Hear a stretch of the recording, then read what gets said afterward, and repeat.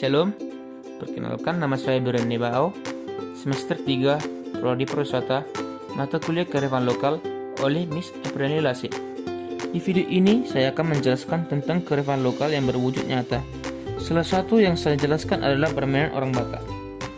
Sejak masa kecil kita pasti pernah memainkan permainan tradisional, dan itu sangat menyenangkan karena perkembangan zaman ini anak-anak sangat jarang keluar rumah karena adanya smartphone.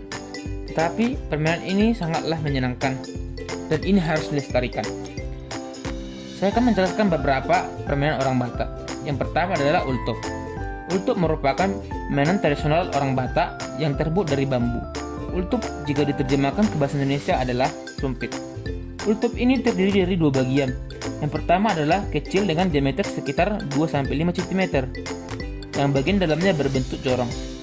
Dua ujung bambu dipotong hingga kedua tepinya terlihat melalui corong. Potongan kedua adalah batang dengan diameter luar sedikit lebih kecil dari diameter dalam corong. Biji-bijian atau buah sedikit lebih kecil dari diameter dalam corong ditempatkan di dalam corong dan batang ditekan sekeras mungkin. Biji-bijian akan terlontar keluar dengan kecepatan tinggi dan berbunyi seperti ledakan kecil. Yang kedua adalah jalengka. Jalengka merupakan permainan yang terbuat dari batang kayu yang kuat dan juga bisa dibuat dari bambu dan diberikan pijakan dan kita berdiri atas sambil menggerakkan seperti berjalan biasa tetapi menggunakan salingkat.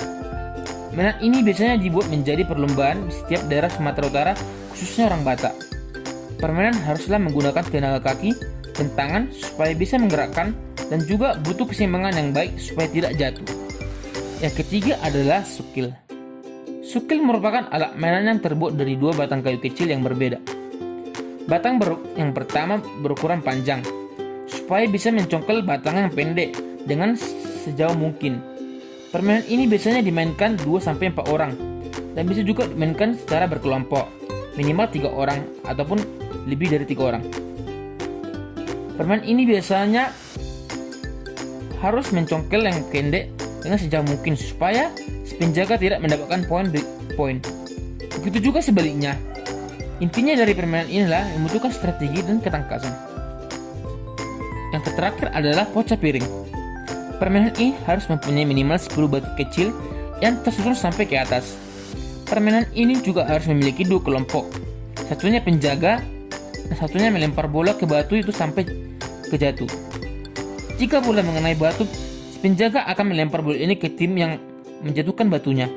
Dan tim yang menjatuhkan batunya harus menyusun kembali batunya supaya mendapatkan 1 poin. Jika penjaga mengenai lawannya, haruslah berhenti. Dan jika semua mengenai lawannya, mereka akan bertukar posisi.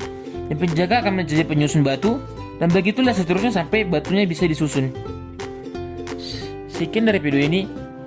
Memang masih banyak alat-alat permainan alat Batak, tetapi saya akan menjelaskan sebagiannya. Semoga video ini bermanfaat. Sekian dan terima kasih.